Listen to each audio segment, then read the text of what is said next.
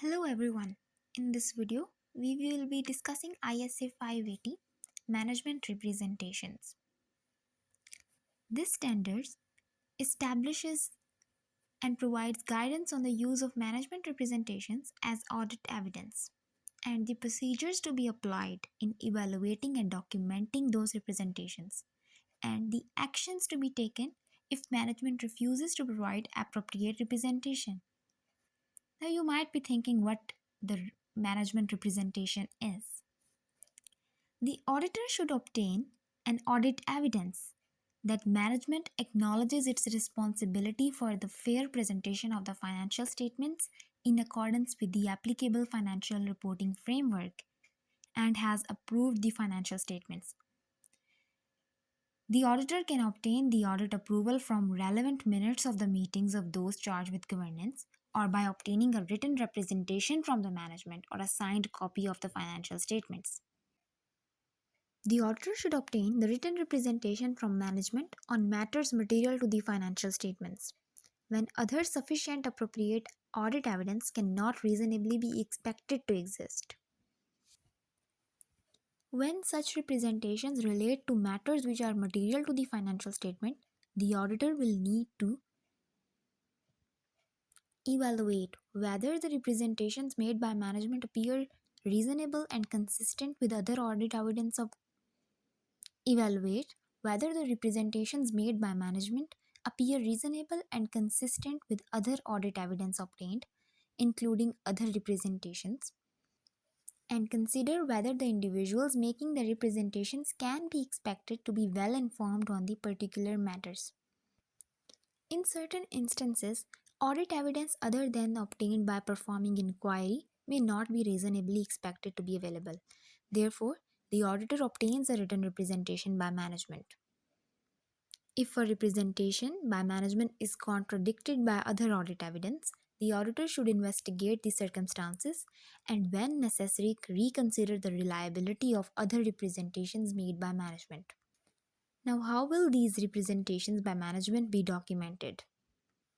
The auditor would ordinarily include in audit working papers the evidence of management's representation in the form of summary of oral discussions or written representations from management.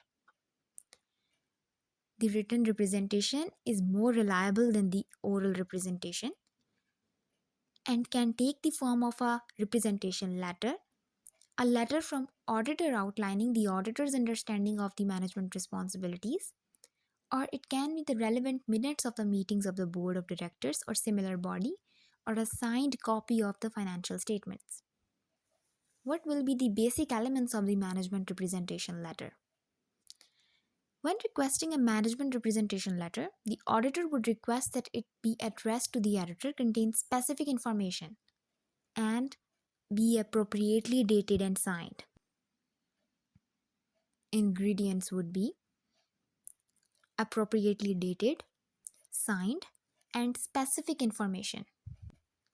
Actually, the management representation letter would be dated as the same date as auditor's report, while in certain circumstances a separate representation letter regarding specific transaction or specific event may also be obtained during the course of the audit or at the date after the date of the auditor's report, and it is signed by the member of the management who have primarily responsible for the entity and its financial aspects. What happens if management refuses to provide the management representation letter? If management refuses to provide a representation, this will create a scope limitation, and the auditor should express a qualified opinion or a disclaimer of opinion in these cases. When will the written representations be treated as audit evidence? When other sufficient appropriate audit evidence cannot reasonably be expected to exist, then the auditor must obtain written representation on such matters that are material to the financial statements. And ISA 580 required the auditor to obtain the written representation regarding specific assertions in the financial statements when the auditor considered it necessary to corroborate other audit evidence. In some cases, management may decide to make inquiries of others who participate in preparing and presenting the financial statements and assertions therein, including the individuals who have specialized knowledge relating to the matters about which written representations are requested. The auditor may request the management include in the written representations confirmation that it has made such inquiries as it considered appropriate to place it in the position to be able to make the written representation.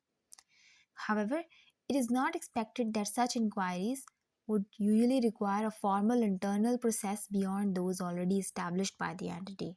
Summarizing ISA 580, auditor must obtain appropriate representation from the management, which can be treated as an audit evidence in the absence of any other evidence obtained by the auditor.